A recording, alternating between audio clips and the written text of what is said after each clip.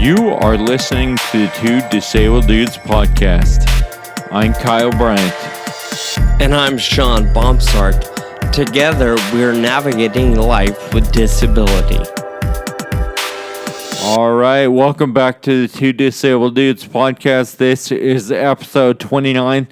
This episode is all about mission and vision, not only for organizations, but for individuals and how that works and why it's important.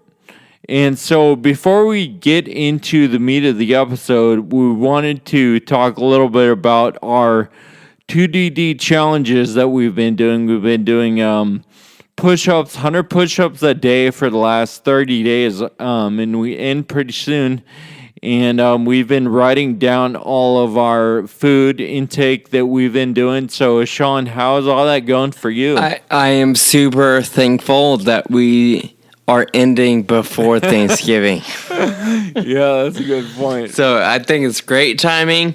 As folks can see on our log that's available on the website, there have been a couple of days where I cheated or cut corners or maybe didn't do all my push-ups. But one thing's for sure, it definitely helps bring things to the surface in terms of when and where you make poor choices and things to be mindful of in order to help guard against those weaker moments, if you will. Yeah. Yeah, and for me, like, I feel like we all know what we should do, right? Totally. But it's a matter of having someone to be accountable to. I found out that I'm not as strong-willed as I thought I was. But, one thing's for sure, when knowing that you and maybe some others are looking, it definitely, at least for my food, it caused me to make more better choices than I would had I known nobody's looking. So that actually kind of helps me feel less guilty when I did break the rules and have pizza or, a cookie or whatever it may have been. Yeah, and as far as the push-ups, oh my gosh, I did my first few push-ups today, and I I felt strong. Like I did 10 push-ups, and I was like, that was nothing, And nice. So I could feel the improvement over the last 30 days or whatever we've done. So it's been good. Yep, agreed. So our guest on the podcast today, he's a master at developing mission and vision for an organization. But before we get into the interview with Paul Avery, I wanted to share a post that I read on Instagram, and I really think it aligns with the direction and the mission and vision, if you will, of this podcast. I feel like we're always trying to refine our mission and vision and figure out what we're actually trying to do with this podcast. And I read this post, and it really, I'm like, I think this is totally part of what we're trying to do. And so I tend to get a little emotional. So I wanted Sean to read this post. So I can help with that. Like Kyle said, this comes from something he saw on Instagram from Instagram handle Texas Smith. We won't stand on the outside of our lives looking in, wondering what it would be like if we had the courage to show up and be seen. We'll stand in front of the walls that tell our stories and show our scars.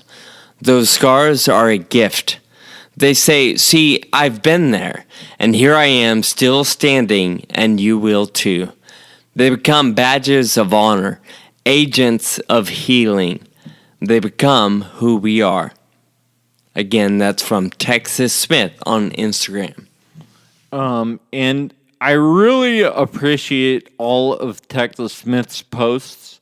She posts profound stuff all the time, and really hits home. And this one in particular, I think it's all about like not being ashamed of your disability or any challenge that you have, right? And taking it head on, talking about it, and staring it down and being like, all right, this is who I am. This is what we're going to do. And moving forward despite the challenges. And so I really appreciate it. And I really think that's a big part of what this podcast is trying to do. Yeah, I'm with you. Those are powerful words for sure. And that is something I truly value about the community we're a part of. There is no shortage of powerful words and thoughts like those. In fact, our guest today even has some of his own. So, Kyle, let's jump right in to our conversation with Paul Avery. One thing I want to be sure our listeners know, in the background, you're going to hear some crackling noise. Paul was kind enough to give us a little bit of his time over the phone while sitting in front of a fire.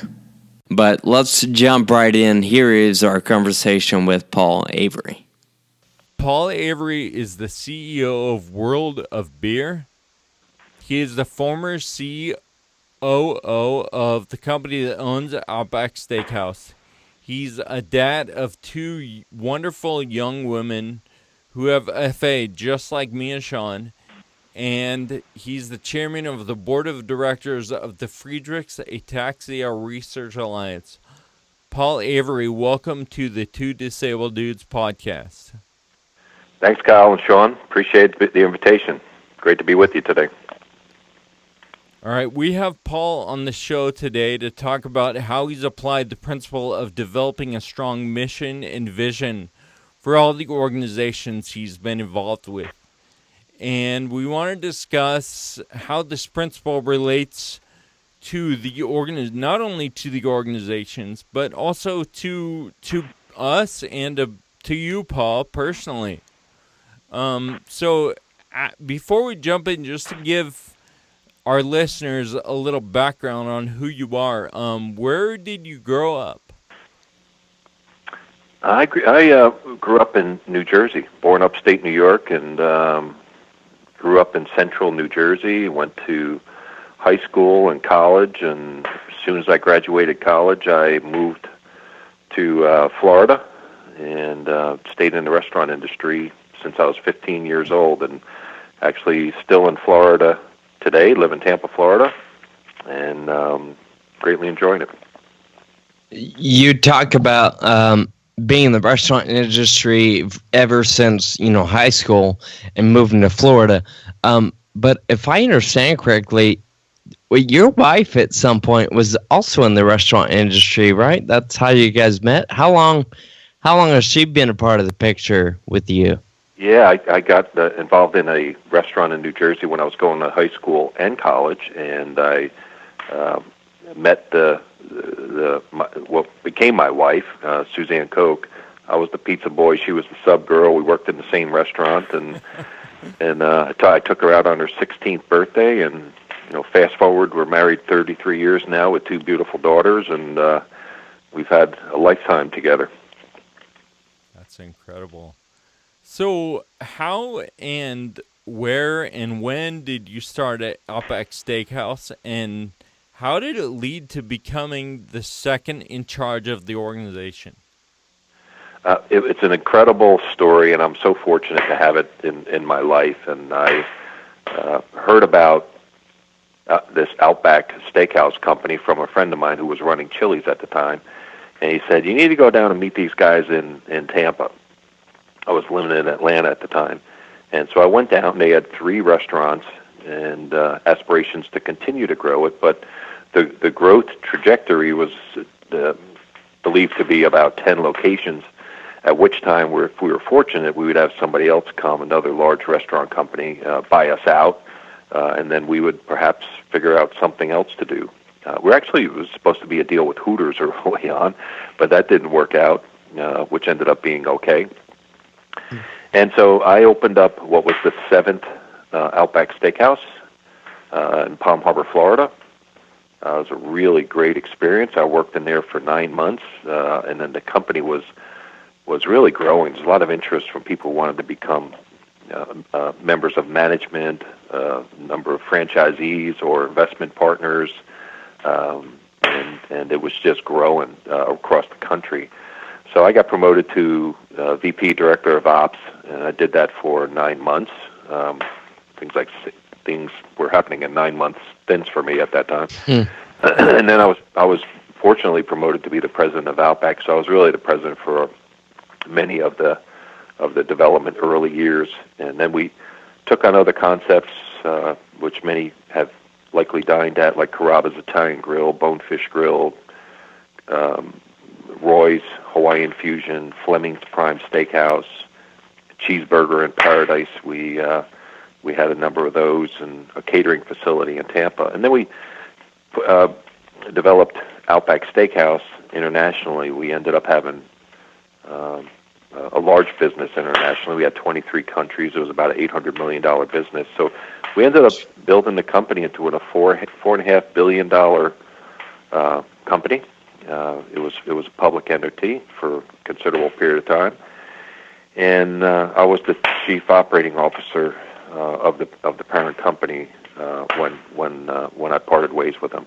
So it was a really great ride, great experience. So fortunate. So instead of building 10 stores and selling off, you guys really just it blew that mold out and said, "Hey, this is incredibly successful, and we're all having fun. Let's just keep going." Yeah, that's basically what happened. In 1991, we were fortunate to have an IPO, so we took the company public. We raised a considerable amount of money, and that helped us with our continued company development, and it gave us some fuel to buy out some franchisees and to continue to develop their areas. So, we had strong people. It was a great, great culture, and with the platform of a strong culture and commitment by our people, it allowed us to the opportunity to grow very successfully and very rapidly. Yeah, we in the Rat-A-Taxia program for FARA, and in some of our other programs, Grassroots, Energy Ball, Outback Steakhouse is a huge, huge contributor, and I assume that sort of it goes back to Outback's focus on community involvement and dedication to their own people too. And so, Paul, just because I know you, I know that is one of the things that you hold high. And so how do your personal values play into the development of the mission and vision for Outback and playing that out over the years? Well, one of our beliefs at Outback and all of our restaurants was to be involved in our communities and give back to the communities. And I knew as one of the leaders that I needed to continue to exemplify that.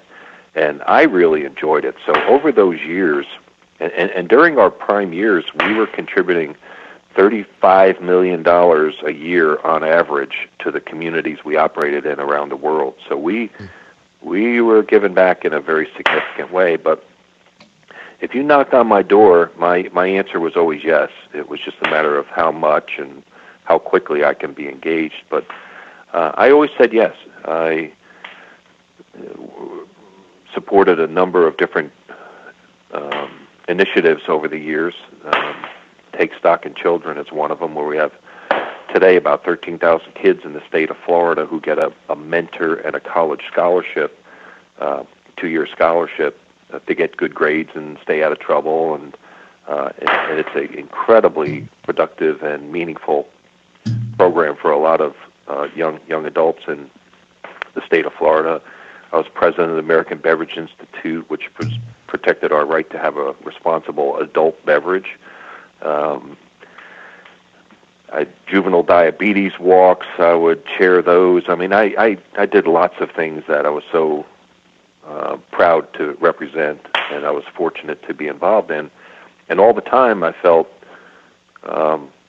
so lucky that my children were healthy and didn't have any disease, and basically my family was a pretty good genes and pretty healthy family life. And then in 2004, I got the news, like many did here, that was just so earth-shattering, that my daughter had this disease called Friedreich's ataxia.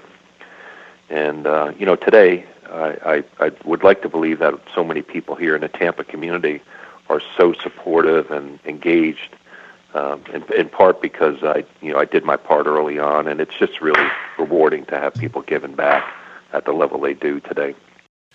So in that mission and vision at Outback Steakhouse, I want to relate it to what we have at FARA as well, but I also kind of wanted to learn how you did that in the beginning. Like, what's the process of creating something like that and carrying it out?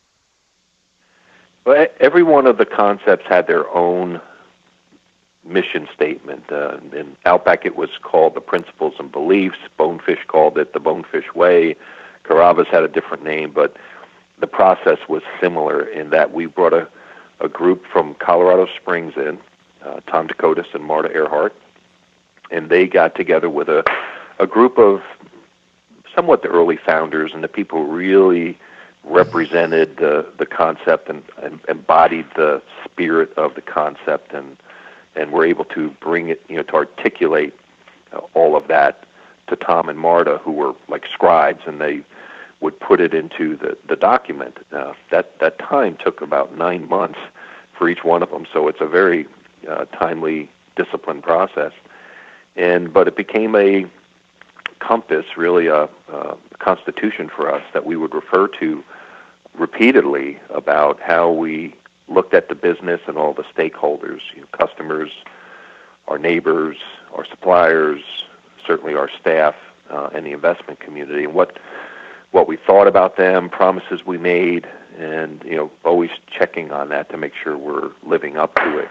And we held ourselves accountable to it. We would use the language repeatedly, and anyone got out of line, we oftentimes said, look at the principles and beliefs. You're not, living up to the principles and beliefs. So it really kept the character and integrity of the organization there. And then when I got engaged in FARA, one thing we did early on was we asked Tom Dakotas to do that for us, and he did it pro bono, he and Marta. It took a number of months, and we got together the early board members and family members who were, engaged, and we did a similar process and created what today is called the FARA Path.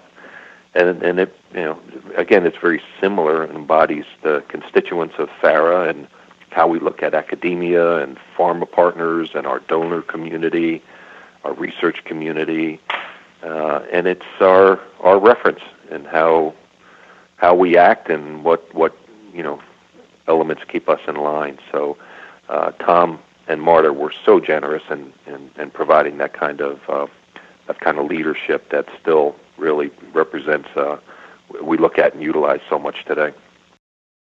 Paul, once you have it all written down, what's your experience with actually putting it into practice, and how did that play out at FARA? Well, once it's written down, it becomes a great reference tool for us to look at routinely. And over the years, we have pulled out the FARA Path. We've read it as board members around the table to remind ourselves of the critical importance of staying true to our principles and acting in accordance daily, and we would remind ourselves of what's important in the FARA Path.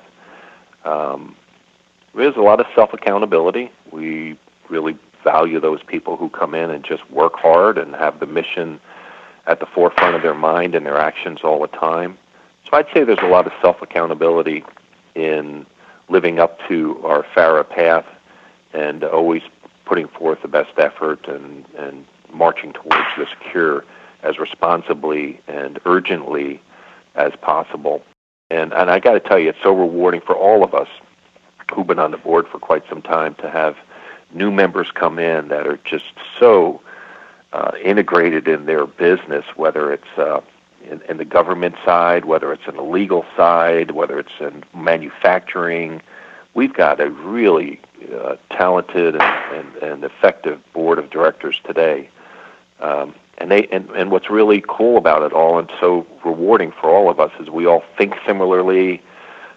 We all put the mission at the forefront of it all, and we're all rowing so hard in the same direction. If there's disagreements or opinions, everyone respects each other's opinion. And that's all laid out in the FARA path.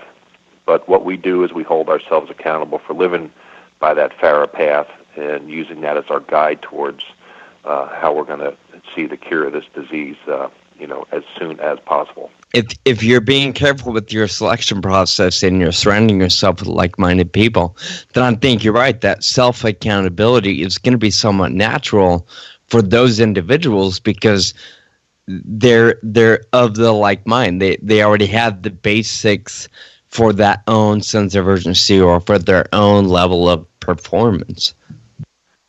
Absolutely. And again, that starts with Jen. When I got involved in this FARA world in 2004, when my youngest daughter was diagnosed, we just pointed forward and what are we going to do to make things happen and to be supportive and do whatever we can to find a cure for this. And one of the first things Ron and I did was identified someone who we needed to be a real champion leader of this every day. And look no further than Jen Farmer, who was right there at CHOP. She was in charge of the clinical network and just a wonderful person. Boy, for those who integrated with Jen, then and now, of course, you just find out what a wonderful person she is and so committed and passionate about what she does. And her work ethic is just second to none. And so it also started with her. And then as we've just knocked on doors around the country, I mean, I've flown everywhere and met with so many people, just kissing frogs and turning over stones, and you never know which one was going to be fruitful.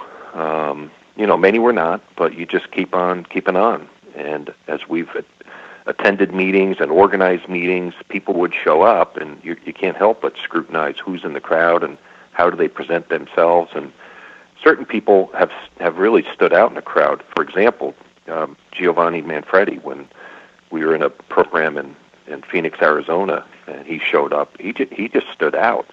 And next thing you know, we offered him a role, asked him if he would be chief of science for us, and he fortunately said, "Yeah, sign me up. I want to be involved." Then Kim Lin, when you see her speak at a FARA organized forum, she's absolutely phenomenal, and just these people stick out. Another one recently is Angel Martin, who just graduated from Duke, and she's absolutely incredible. What a great compliment to the team. So, these like-minded folks are out there, and we just, they kind of resonate. They stand out amongst the leadership team, and they're pretty clearly just part of the DNA of the FARA team, and a real joy to see the team continue to grow and enrich. Awesome. So, Paul, I wanted to talk about your personal mission in your life. I mean, I think there's a mission that goes along with all these organizations, but then there's a vision you have, right? Everyone's got one. And I wanted to talk about how that vision changed, what it was, first of all, and kind of how it changed once FA entered your life. Well, I just trying to run great restaurants and just be leading a company and be, have people that were proud of of me and the leadership I was providing, and feeling fulfilled and rewarded. That was important to me to see other people grow and prosper and start raising families and just be proud of what they were doing. That was incredibly fulfilling. And we all knew, not just me, but we all knew on the leadership side there that if we kept doing that wonderful things would continue to happen, and that would be for everybody. I considered myself to be so fortunate to have two beautiful girls who were healthy and growing up and playing soccer and doing all those things that little girls do, and life was just awesome. And then my youngest got diagnosed with, she had scoliosis, and it's not a big deal, right? Just a little scoliosis, we can fix that. And we go to Johns Hopkins and realize that she has this disease called Friedreich's ataxia, and what the hell is Friedreich's ataxia? So you go home and you look online and you see there's no cure and there's no treatment, and gee, I don't want to lose my little girl. So you cry your eyes out and you go through all that emotional tsunami that we've all gone through, and then you either crumble or you come out of that and you say, well, I'm going to fight and I'm going to figure this out and I'm just going to jump in. My life has changed so much since my daughters were diagnosed with Friedreich's ataxia, and it's just become a very broad mission for me now, and that it is quite fulfilling in that I'm convinced that we're going to find a cure for this disease, and that it may go on to have impact in other diseases, but we're going to help a lot of people along this way. We're convinced we're going to do it. We're driving towards it, and my life has changed to a large degree with the introduction of Friedreich's ataxia into the family.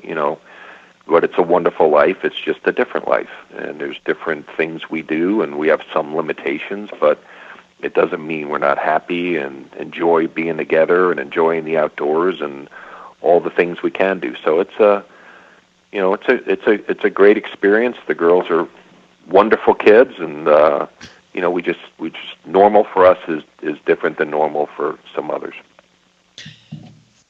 Talking about your daughters, can you give us a little background on them? I know you call them kids, but they're probably a little bit older than most might think when you say kids. Tell us a little bit about your daughters, if you don't mind. Yeah, sure. Allison is 23. She went to Elon University in North Carolina. Great school. She had a wonderful experience there. She was in a chair while she went to school. She had a lot of support, some great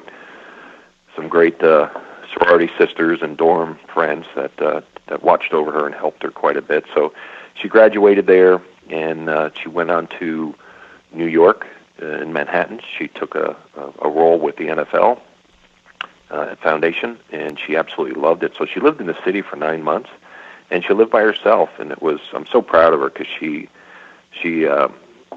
lived on her own, and she had no limitations. If she wanted to go here or go there or meet her friend at 10 or 11 at night and take the subway home, and her mother and I are like, oh my God, you're taking the subway home, but somehow she got back. But she's brave, she's courageous. She doesn't allow the disease to have limitations on her, and she knows how proud I am of her. So she's still with the NFL today. She's got a really interesting job, and she's contributing and making impact. Allison's back in Tampa living with us, working with the NFL. And Laurel is 22. Laurel she's in her senior year at University of Tampa, and she is, I'm so proud of her. She's president of Student Productions, and she oversees about a $500,000 budget. So all the events in general that are done at the college, whether it's homecoming or casino night or there's various functions, and there's quite a few of them. Laurel, oversees those and does all the planning up front with a team. She has a committee that works with her, but she was promoted to president this year of that, and she's really doing an awesome job. She's a hard worker. She takes on a lot of responsibility. She holds herself accountable, and she's darn good at it. And I'm just so proud of her. That is awesome. So Paul, I wanted to bring it back to the mission vision kind of conversation. Anytime any of us put out a big goal with a timeline, I mean, there's got to be a timeline on any of this stuff, right? But there's always a chance that we don't reach that goal. And so how do you approach and think about shifting gears and making modifications to the mission or vision in the case where a goal isn't met? Well, the first thing that comes to my mind is the year 2012, and when we finished the FARA path, I had in my mind a date of 2012 that we would have a treatment identified by 2012, which was about 5 years from when we finished the FARA path. I thought that was ample, sufficient time to do that. So my email address has 2012 in it. I was really fixated on that, and a lot of that was, I believed, coming from the world of business, where you got things done at a certain time, you made things happen, and there's really nothing in your way to making things happen other than yourself. I thought, boy, we're just going to charge over this, and we're going to make this happen, come hell or high water. And 2012 came, and we certainly had more insights and a lot of progress, but we didn't have an answer. We didn't have the treatment or the cure, and disappointing, unquestionably disappointing. We promoted that heavily, and we wanted to make sure that the research community had a hardline date, which they're not used to. They're used to just working and working, and if I get there, I get there, and maybe it's 10, 20, 30 years from now, but I'm not happy with that, and anyone who's listening today is not happy with it dragging on and on. I mean, I want a date. I want this done. So, disappointing, but you can't give up. You've got to, maybe change your mission a little bit, maybe adjust some of your tactics and how to get there. But unquestionably, we were much smarter after 2012 and how we, move the program forward. But it doesn't mean you change the mission, or you change the energy or the urgency in getting it done. You're just smarter, and you bob and weave moving forward. Your background is restaurant, and then you get involved in rare disease and finding a cure. What would you say is something you've learned over the years on this side of your involvement? Obviously, I think if we asked you anything about restaurant, you'd probably have a really good answer, and you know how to run food and beverage. But what about science? What is something that you've come to learn over the last 10 or 20 years since you've been involved in FA? It's a great question, and I've got to tell you, I learned an absolute ton about how there needs to be a good blend of business injected into the drug development world, meaning that it truly is a business of raising money, right? You got to have the resources to make things happen. If you want to have Michael Jordan on your all-star team, you got to pay for Michael Jordan, and money, resources dictate the attention of the research and academia communities. And so you got to raise money, and you got to raise money successfully and ongoingly. And then you got to market. You got to let people know what FA is, what is Friedreich's ataxia, what's our mission, how does the disease work, and broadening that information has helped us tremendously in the last decade. There's so many people now who know what Friedreich's ataxia is. They know, many know how it works, and are trying to see if their drug that works on another disease has application to our disease. And then, of course, in raising money, whether it's through federal grants or personal donations, or however money is being raised, that messaging is really important.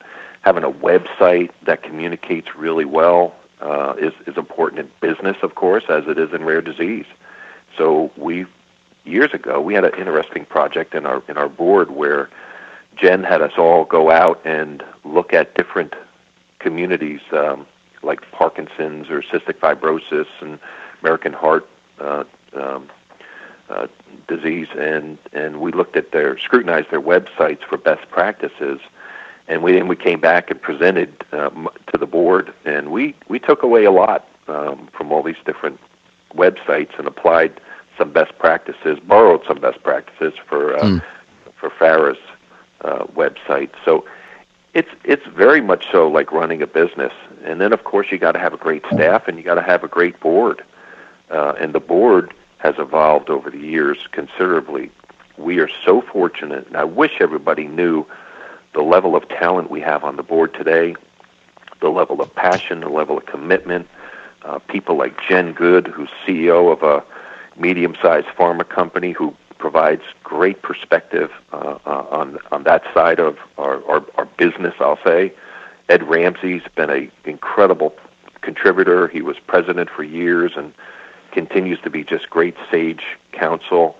Jim Rushi, who came to us, he was with one of our pharma partners, and he's just a good guy. He's smart and he's passionate about our team and our mission, and he's retired from his business, but now he's on our board, and he just recently was a very integral part of our IARC, the International Ataxia Conference in Pisa. So these folks help us look into the future and identify potential hurdles, and when hurdles do come, they help us get over them. And so we've got a very rich board. Sanjay Bidachandani, and he's just absolutely amazing. So we've really enriched our board with all those areas that not dissimilar to business. They're just different competencies. Sure. But we got a great board. We got a great staff. So that was a big learning curve for me. All that. It's really not that dissimilar, just different people and different competencies, but more similar than I anticipated it. I think that's a good point, because I'm willing to bet, even for me, I don't have the years or the experience or, I guess the experience that you or a lot of these people have. But when you come to, when I was diagnosed, it's like I can't help but think I'm the last person that can add value. What can I contribute? I have no idea about the world of medicine or the world of human care. So I'm glad that you say that, because really, in a lot of ways, it's similar to a lot of different paths in life. It just might be a slightly different approach or a slightly different element. So I'm really glad you say that. I'm encouraged. Well, great point, Sean. And I think there's a lot of us on the call here or listening who want to contribute in some way. And my wish and my advice would be to just step up, get engaged. Hell, I didn't know about this world early on, but I jumped in head first, as did many others who are making big impact today as you figure it out. And the beauty of FARA today, amongst many things, is that we all respect each other's contribution. We respect each other's limitations. But, sometimes it comes around where the need in the organization is where your strong skill set is and experience is, and then you can really, get in and make a difference. But it's wonderful to see so many people rowing so hard in the same direction, living the FARA spirit. That makes this such a wonderful program. So you were at this before orphan indications had so much press, and before orphan disease, rare disease was so big in Washington, D.C., all that. If you could go back and change anything you did at the beginning, what would that be? And additionally, what advice would you give to organizations that are just starting out today, building advocacy around their disorder? Well, if I could turn back the hands of time, I got to tell you, I don't think I would. I would change very much, quite honestly. I think we moved as quickly as we could.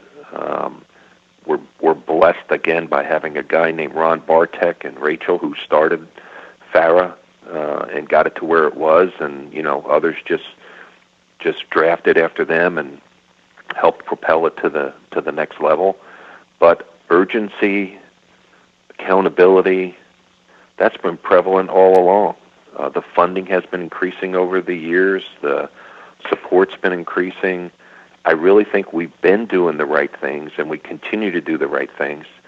we get, very hopeful and confident, and we've had some disappointments. But that's drug development, and it sucks when it happens. We all want to get to the goal line, but that's just the nature of drug development, and we have to, unfortunately, accept that.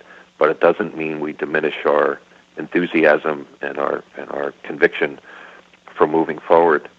So I think we've done the right things, and I think we continue to learn, and we continue to grow from our experience in the past.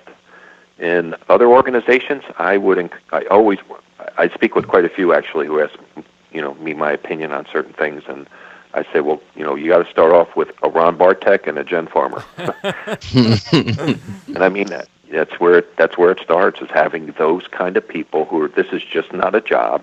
As we all know, Saturday comes along and Jen's somewhere in the country with a FARA family working, and oftentimes she should be home with her own kids, and we always encourage her to do that, but she's unbelievable, and she just sets a great example for the whole enterprise. So we're on the right track. We still have a lot of work to do.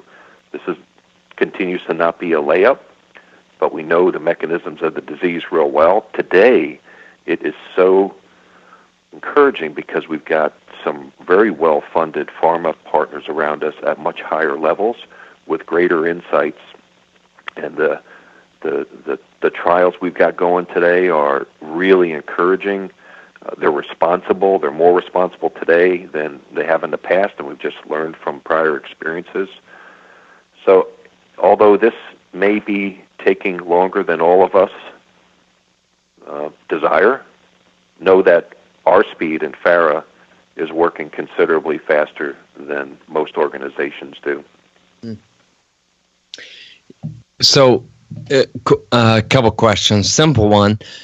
How long have you, when was Laurel diagnosed? How many years have you been familiar with Friedreich's ataxia? Laurel was diagnosed when she was 8. She's 22 today. And 22. So it's been like 14 years, if I'm any good at math. So you've been a huge part. I mean, you talked about Ed and Sanjay, and you mentioned a bunch of names, but you yourself, I'm willing to bet any of those people would say you've been a large part of what has helped FARA become what it is and the work that FARA is doing. You've brought tons of leadership and just influence to the table. I'm curious how you've, over the last 14 years, obviously you and your wife, you've watched your daughters progress, and you've watched them kind of adapt to this condition and life itself. But yet I can hear it today. Your motivation, your commitment in your voice is still there 14 years later, despite the progression. How have you balanced both helping your daughters and doing what you can for them while remaining hopeful of the future? Well, there's nothing more important than our children, and having them be healthy and have as happy and healthy as a life as we can provide, and we can influence that. There's nothing more important. It's difficult, our children are at an age where they should be running faster and jumping higher and just getting stronger and more capable.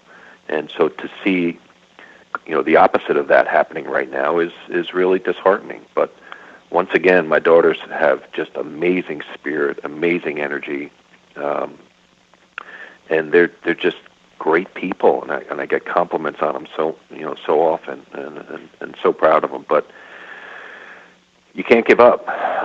It's there. I am convinced the answers are right around the corner, and we've got to continue to push, and we're going to make a difference in the lives of a whole lot of folks. The answers are right around the corner, and I'm not going to give up. I continue to do my part. There are many people who get fatigued on this, and I understand that. But you can't get fatigued. It's like running that marathon. You just got to keep doing it and Kyle, you're a great example to everybody about not being fatigued and, just giving all you got. I mean, both you guys are wonderful, wonderful examples of keep the spirit, keep the passion, keep rowing, as you said, one pedal at a time, gets us up that hill. And it's going to happen. And, I've got nothing else more important in the world than, seeing my girls, get out of a chair to live as healthy of a life moving forward. So I'm going to be there. I'm not giving up until this is over, and it's going to be over. And I say that on behalf of many other parents out there, too. A number of them on the board, Pat and Tom and Bridget. And, we're all there just fighting hard for our children. But the mission has become bigger. It's not just about our kids. It's about you guys. It's about Sam. It's about all these other kids we've gotten to know, and individuals and adults, young adults we've gotten to know over the years. And, we care about you, and we want you to be healthy and overcome this, this disease. Awesome. Well, saying that, I do, not that this has to be the end of our conversation, but a huge, huge, huge thank you to you. From me as an FA patient, from somebody that's been able to hang around you every now and then. I am so incredibly grateful for the people like you and Ron and Jen and all the names that you've mentioned, because you're working so diligently to fix this, and I'm so grateful for that. So thank you so much for just getting it done. Oh, you're welcome. Again, it's an incredible team effort, and the people who are doing the bake sales and the lemonade sales and the golf tournament here and the bike ride, that you're raising $2,000, it counts. That matters. It's not just the big events that raise millions of dollars. It's everybody contributing at whatever level you can, consistently, ongoingly, and being part of this team that, again, is going to get us over this goal line. Kyle and I are wrapping up a little season of self-accountability, holding each other accountable. A couple episodes ago, we had a gentleman by the name of Drew Dudley talk about different values and mission statement for ourselves and the motivation to be influential and to kind of, be all you can be, if you want to say it in a cliched term.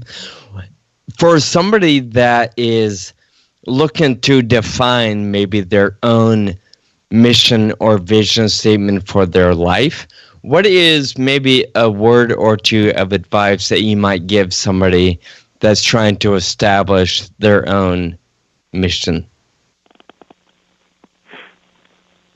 I would say integrity.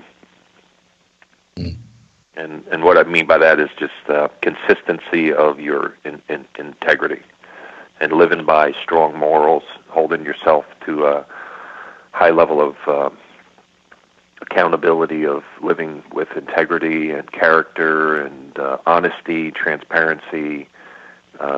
People rally around that. People appreciate that, and most importantly, they recognize that's what you stand for.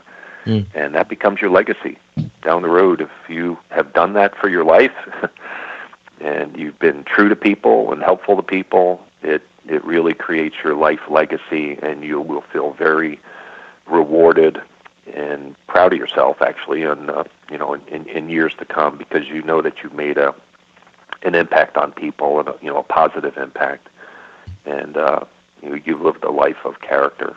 So I'd say integrity is a very important part of one's values and missions and life. We all look at certain people and say, admire what they've done in their lives and the impact they've made on people. It's because they've, were always truthful. They always pushed for high standards and goals, and they've done so in a very prudent and responsible and high character manner. I'm glad you say it that way, because I think you're right. The honest and transparent and truthful, those characteristics are easy to follow in somebody. So, well said. I like that. Thank you. Great. Well, Paul, this has been just an absolutely power-packed episode, and we really appreciate you giving us your time today. Thanks so much for being on the Two Disabled Dudes podcast. My pleasure. Thanks, guys. Take care. Thank you for listening to the Two Disabled Dudes podcast. Find us online at twodisableddudes.com. And please subscribe and review on Apple Podcasts. We'd like to hear from you. You can find us on Facebook, Twitter, and Instagram.